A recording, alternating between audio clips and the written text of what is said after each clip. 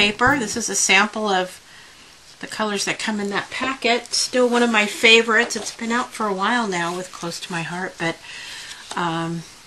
it's number X7102A if you want to order the paper kit. The first thing you're going to want to do is select the size you want. This is about a 4-inch circle. Just walked around my craft room to see what would work. And you decide which side of the paper you want your flower to be upright. So you're going to trace on the opposite side. And I'm just going to take a pencil and trace that. And then the next thing I'm going to do is use my big scallop scissors. If you guys are like me, you've got stuff from 10 years ago that are all of a sudden they're back in style again. And I love these big scallops. They come in handy for a lot of fun things. Scallops are in these days. So you're going to want to cut out your circle with your scissors. And if you don't have a pair of these, then that's okay. You can go to plan B, which would be to just use a pair of scissors and roughly cut them out. These are our micro tip scissors, one of my favorites to use. And you can just go ahead and freehand your scallops. And it's not going to matter because you're going to scrunch this up and distress it and crumple it, and you're still going to have a cool look. So you can freehand your scallops if you want. I'm going to be using our texture tools. They come in a packet of 4 like this.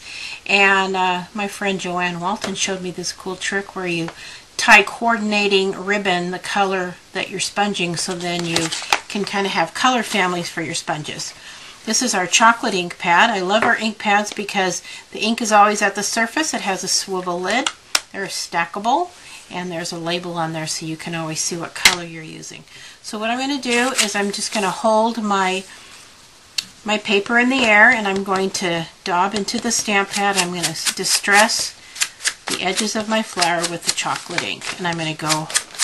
And then what I did was I walked around and I wanted to look for a couple of smaller circles, so I chose a couple other lids, and I traced those as well on the back side of my paper, and 3 different sizes. I'm going to show you what the next step is once you've got your shapes.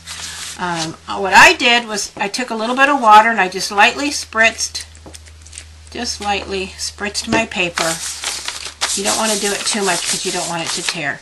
And then I folded, not completely folded, but I wanted to find the center point of my paper. And then I'm just going to crumple the whole thing up.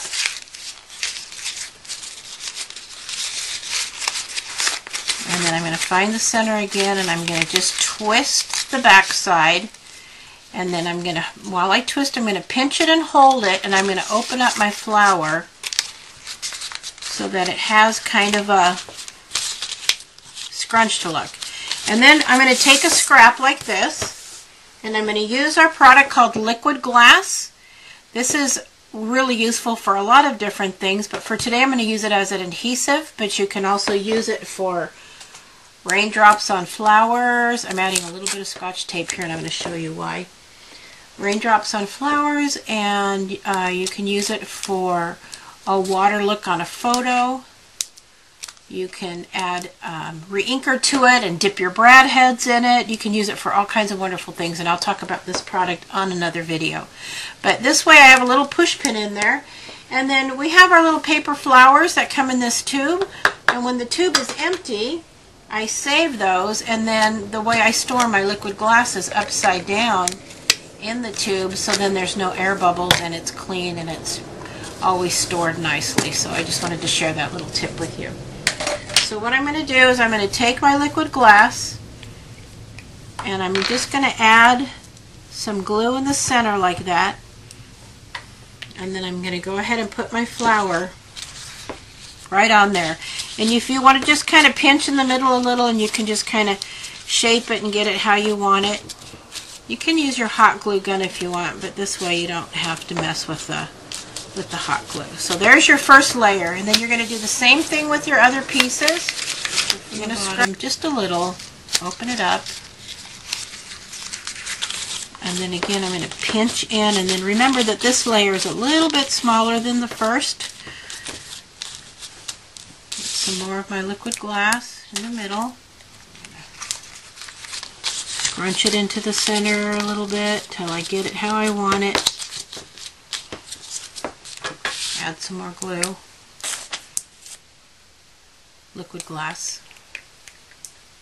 It's a really neat product, the liquid glass. I'll have to tell you more about that later. And then you're just going to, again, pinch, because you want the pink one to show out a little bit. And you know, when I was showing you that notebook paper, this black polka dot is actually from the Silhouette collection, so that one didn't come in the paper packet, but I used that because I like that as an accent with it. So I've got one that's dry here, and then once you're here, if you want, you know, I was showing you these are paper flowers. They also come in larger sizes. I sponged the edges of this one, and I got a little vintage button here. So that could be your flower right there for a project if you're ready to add that to something. But now I'm going to show you another flower that you can use with this or you can use separately. And what I've done was I've taken a 2 1/4 inch circle punch, and I like to use it upside down because then I can see where my paper's going. So you want to punch out 6 assorted ones of those like I have here. And you're going to want to sponge all your edges, and then you're going to find the center, and I use my piercing tool. We sometimes call that a pokey tool, and you can find the center by pinching it in half again in both ways, and when you find that intersection you can poke a hole. And then what you're going to do is you're going to get your brad, put that in the center. And then you're going to go ahead and do that to all 6, find the middle, and layer those together. And then you don't really need to spritz these, but you can. It's just if it's too wet, it'll tear. But you're going to want to crunch the first one in really tight, and then keep working your way up. And then you can put that in the center of the first flower, and it's created a nice big blossom. Oh, wow. So don't forget your glitter. That could be next. We'll talk about glitter another day. Thank you. I hope you enjoyed it.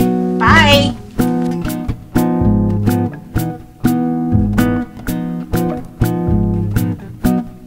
Posso ficar